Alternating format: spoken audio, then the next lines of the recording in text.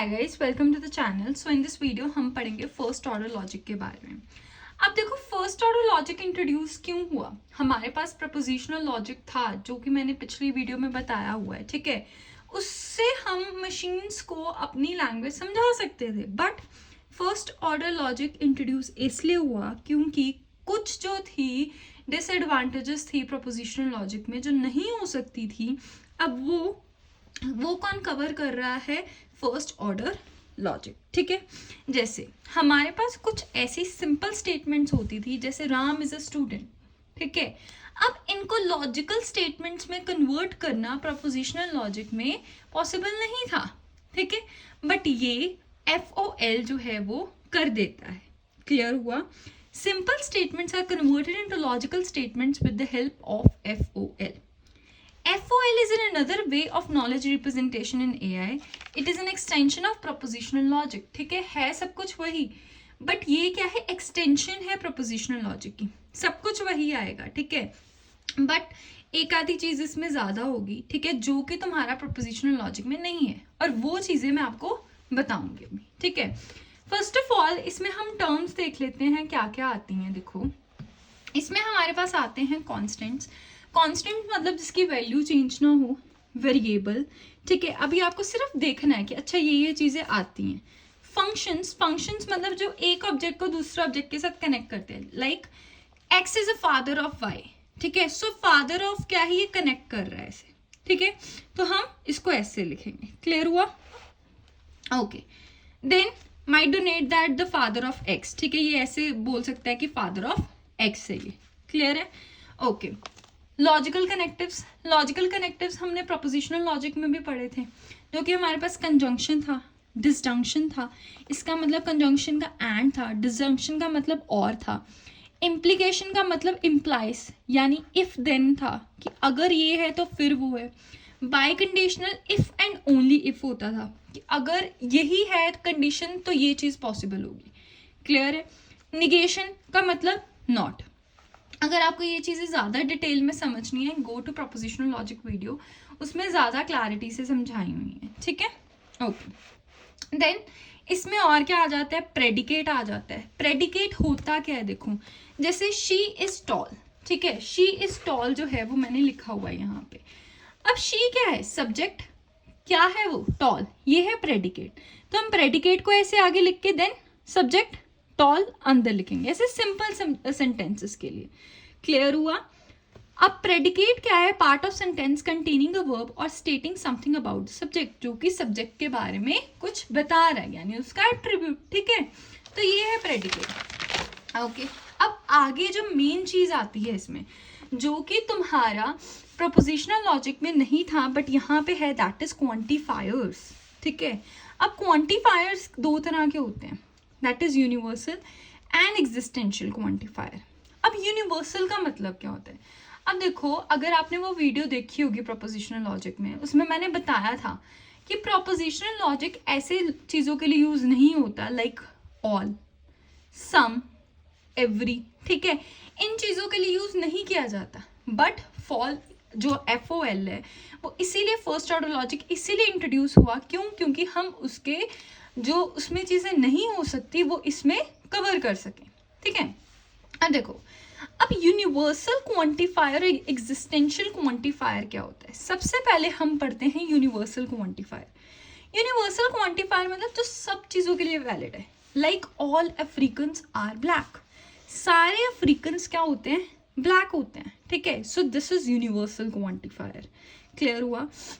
So universal quantifier के लिए हम क्या यूज करते हैं, ये साइन, ठीक है, फॉर सच दैट, और जब ये साइन आता है तब ये इम्प्लाइज का साइन आता है। क्लियर है, इतनी बार समझ में आई। ओके, अब देखो इसको लिखना कैसे। जैसे तुम्हें ये सेंटेंस आ गया इंग्लिश का, all Africans are black, so all के लिए क्या लिखोगे, फॉर ऑल एक्स, इसका मतलब होता है एक्स, एक्स क्या है, x if x is Africans, ठीक है, x are Africans, implies x is black, ठीक है।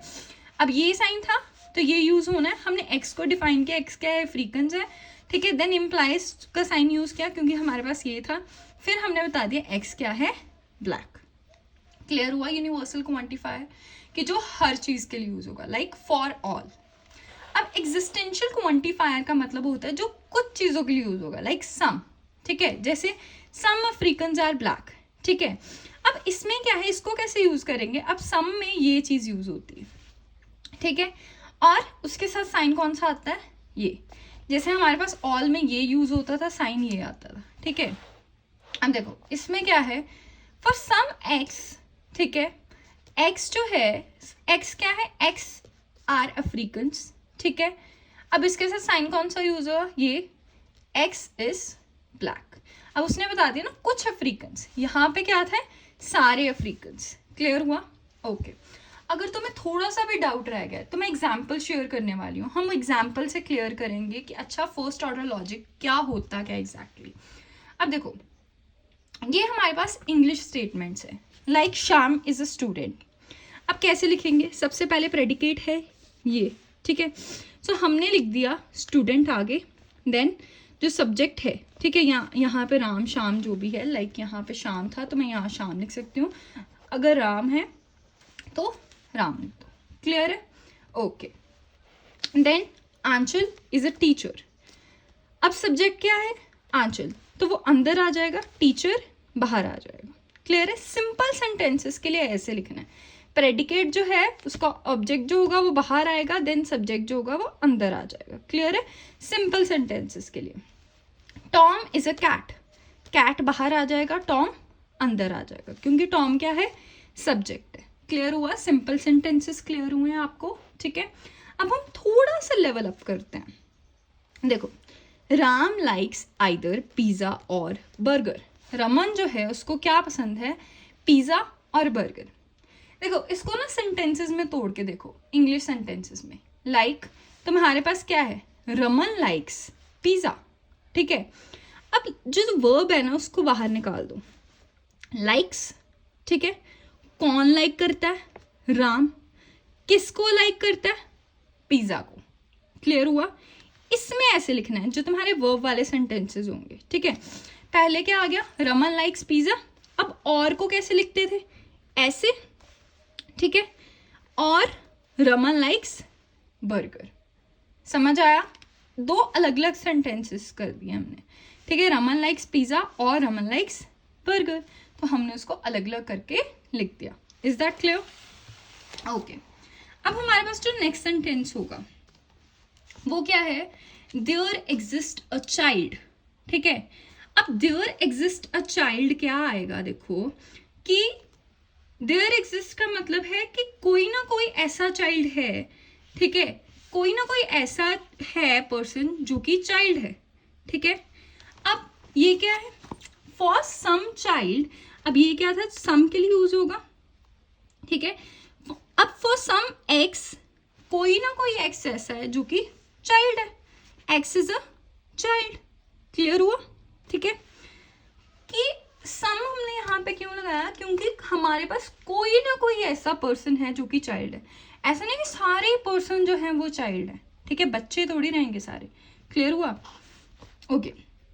अब हम यहाँ पे एक एडजेक्टिव लगा दे, अगर there exist a smart child, अब उससे क्या होगा, देखो वो चाइल्ड भी है एंड स्मार्ट भी है, ठीक है, there exist a child and the child is smart, इसको मैं ऐसे लिख दूं, ठीक है।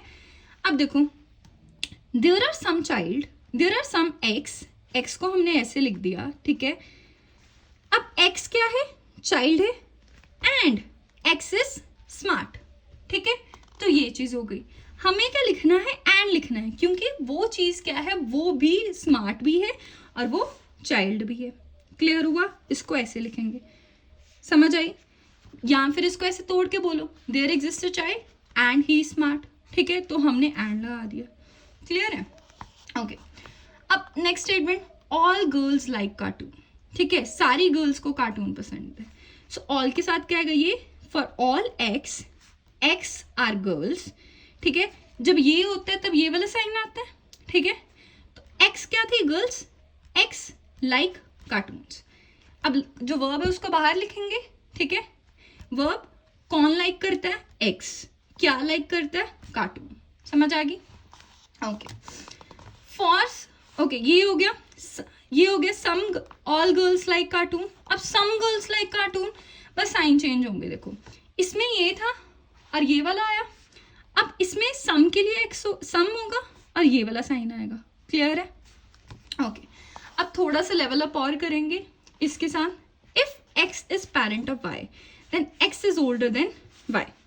अब यहाँ ऑलरेडी एक्स वाई में वैल्यूज दी हुई हैं, तो हमने क्या लिखना है कि for all x and for all y, parent जो है x is parent of y. ठीक है, एक्स जो है वो क्या है, पेरेंट है वाई का.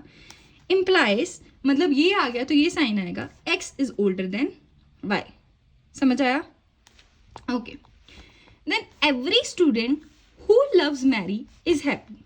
अब हु लव्स मैरी मतलब एवरी स्टूडेंट जो मैरी को प्यार करता है, मतलब वो स्टूडेंट भी होना चाहिए और मैरी को प्यार भी करता होना चाहिए. ठीक है, सो क्या आएगा, एंड ना एवरी के साथ ये आएगा. For all the x, x क्या है, स्टूडेंट जो कि, ठीक है, जो कि यानी एंड एक्स लव्स मैरी. ठीक है, एक्स जो है जो मैरी को प्यार करता है is happy. Implies x is happy. समझ आई? अब ये देखो पीछे से स्टार्ट करो. X is happy, x happy है. ओके.